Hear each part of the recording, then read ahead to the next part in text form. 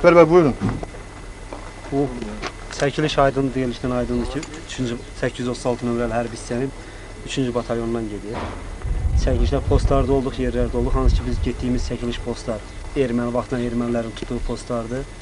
Onlar deyildiyi kimi Paprement rotasının gücünə alınmış postlardır. O cümlədən bura gələn könüllü ordunun, könüllü yoldaşların, döyüşçülərin hesabında olan şeydir. Orada Sumqayıtdan Rövşən adlı bizim cəsur döyüşçünün biri həlak oldu, Allah rəhmət eləsin. Bu deyilişin də hamısından aydındır ki, bura kömürləşən tək Ağdam rayonundan deyil, Azərbaycan Respublikanın hər tərəfindən var. Mənlə girəvədən istifadə edib, hamısına öz minnətdarlığımı bildirirəm. Bütün Respublikaya ki, sağ olsunlar bu dar gündə, çətin gündə. Məsələn, indi bunlar hamı danışır komandirlərdən, mən əksin olaraq danışıram, döyüşçülərdən. Bizim cəsur döyüşçülərimiz çoxdur, indi də var. Həlak olanlar da var, Allah rəhmət eləsin onlara. Buradakılar indi buradadır, özləri sözlərini deyirlər. Allah rəhmət eləsin həlak olanlara. Onlar haqqında bir neçə kəlmə demək istəyirəm. Dediyim kimi, çoxdur döyüşçülərində. Bakıdan Aydındır, rəhmətli, Allah rəhmət eləsin.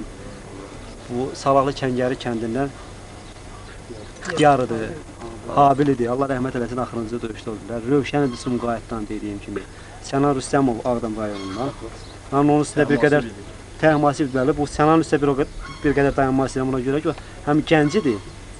Bu elədir ki, məcburi xidmətdən Rus qoşunlarına xidmət edirdi. Oradan qaçıb könüllü gəlmişdi bizim batalyona. Öz məcburi xidmətin yerinə yetirəndən sonra ərizə yazdı. Təzədən bu bizdə könüllü kimi döyüşməyə başladı. Özdə ilk dəfədən bizdə 1-ci batalyon yaranandan belə bir vızvota məndən bir yerdə olub döyüşmüşük onunla.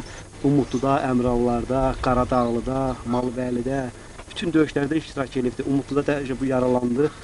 Heç bir texnikası olmadan çox belə gənə sağ olsun özü fizik hazırlığı qoçaqdı. Piyada gəldi, çıxartdı. O müalicə olunansa bir də qayıtdı döyüşə.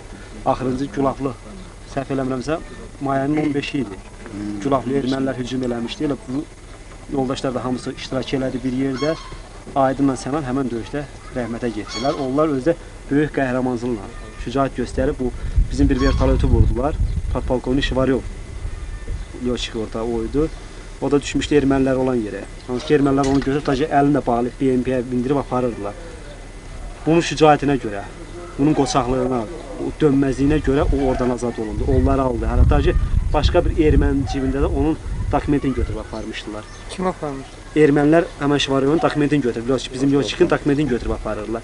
Onu da axıracan gedib, onu da məhv edib, o dokumenti cibindən götürüb, düşmana bir şey qoymamışlar. Onların video kasetlərini gətirmişdilər.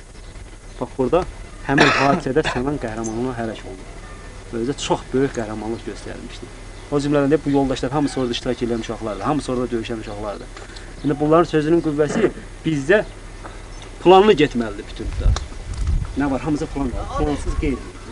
Bizdə də plan indiyənəcən verdilər, biz verməyəcək. Dəqiq plan versələr, manəsinin olmasa, olsa, döyüş çətindir olar. Özdə bu fason getsə döyüş, Respublika səviyyəsindən qalxsa, heç olmasa Respublikanın yarı. İndiyənəcən biz döyüşürdüksə, Dağlıq Qarabağla, indi Yerevanla döyüşürük.